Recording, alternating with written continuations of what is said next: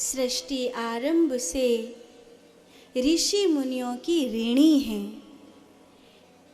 मनुष्य जीवन का गहरे से गहरा ज्ञान महादेव ने ही दिया और इस ज्ञान को सबसे पहले जिन्होंने ग्रहण किया वो 7 लोग थे जिन्हें सप्त ऋषि के नाम से जाना जाता है।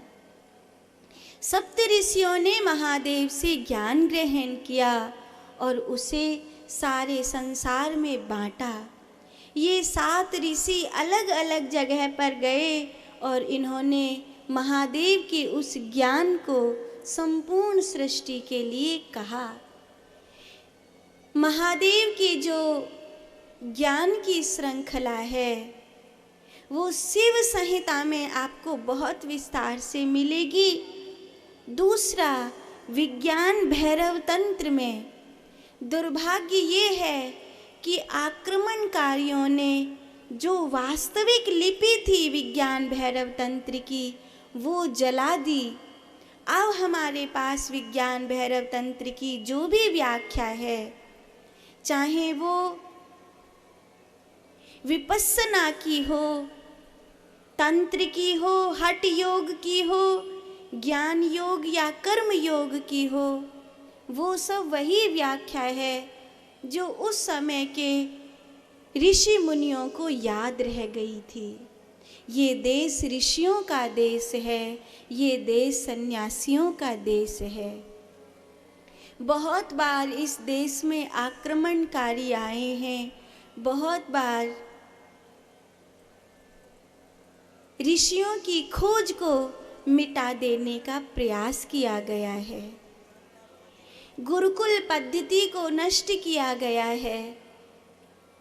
अब चूंकि ये वाली जो हमारी आपकी पीढ़ी है वो जिन स्कूलों से पढ़कर आई है उन स्कूलों में न हमें वास्तविक इतिहास पढ़ाया गया है, न हमें हमारी ऋषियों की खोज से अवगत कराया गया है, बल्कि शिक्षा पद्धति के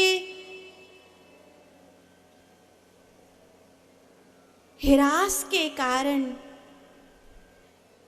हम लोगों को ये तक पढ़ा दिया गया कि लाल किला और ताजमहल ही विकास है। उससे पहले तो हम लोग मिट्टी के घरों में ही रहा करते थे।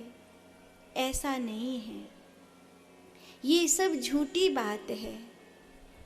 आज बहुत सारे लोग हैं जो भाग भाग के आगरा जाते हैं प्रेम की निशानी को देखने के लिए, जबकि वास्तविक इतिहास का पता ही नहीं है कि वो प्रेम की निशानी है ही नहीं।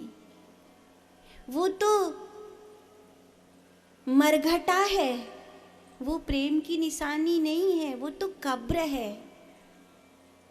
अभी जो नया सिलेबस आया है उसमें इस चीज को खोज कर निकाला गया है और सच्चाई भी यही है कि शाहजहां ही था ना जिसने ताजमहल बनाया था। बहुत सारी बीवी थी उसकी, जाने कितनी स्त्रियों के साथ ये था। एक सैनिक की पत्नी पर उसका दिल आ गया, क्या नाम था उसका? हाँ वही।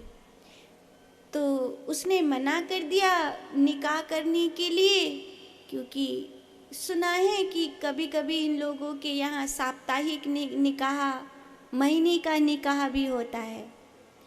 उसने मना कर दिया तो उस सैनिक को युद्ध में मरवा दिया शाहजहां ने।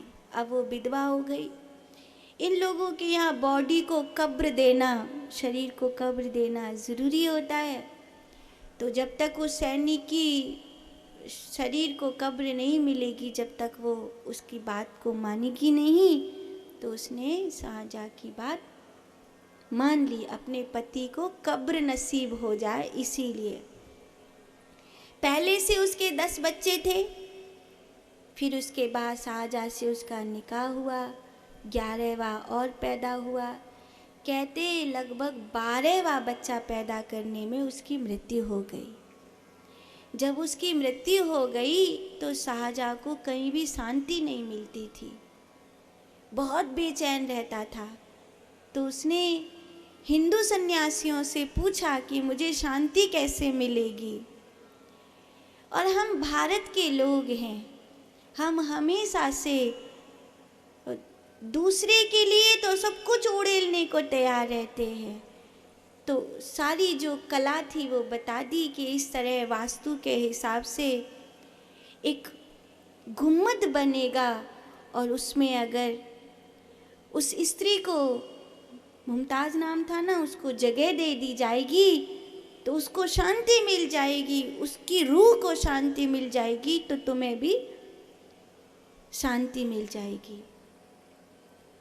इस तरह से उसकी रूह को जगह देने के लिए, जैसे हम लोग पितरों का स्थान देते हैं, किसी किसी शक्ति को बिठा देते हैं, कोई पीपल के पेड़ के नीचे, कोई कहीं बिठा देते हैं, ऐसे उसने उसमें बिठाया था। अब वो है तो मरघटा, अब इसको मरघटा ही तो बोलोगे, क्या बोलोगे, मरघटा ही बोलोगे। लेकिन इतिहास में इतनी ज़्यादा तोड़ मड़ोड़ करी गई कि शिक्षा पद्धति ने उसको प्रेम की निशानी बता दिया। तो ऐसा हुआ। अब होता क्या है कि अब हमारी वाली पीढ़ी जा रही है, अब नई पीढ़ी आ रही है। अभी कुछ चीज़ें हैं जिन्हें हम जानते हैं, खोज सकते हैं।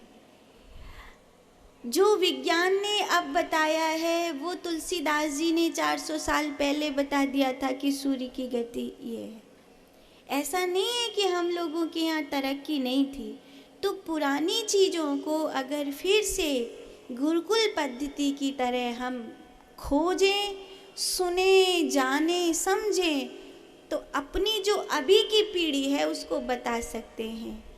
अगर अभी की पीढ़ी को हम सत्य नहीं बता पाए तो ये पीढ़ी इस तरह भ्रमित हो जाएगी कि हमारी ऋषियों की खोज लुप्त हो जाएगी। अपनी संस्कृति को बचाने के लिए, अपनी सभ्यता को बचाने के लिए फिर से एक बार स्कूलों में भगवत गीता को लाना पड़ेगा। फिर से एक बार ऋषियों की खोज को सम्मान देना पड़ेगा।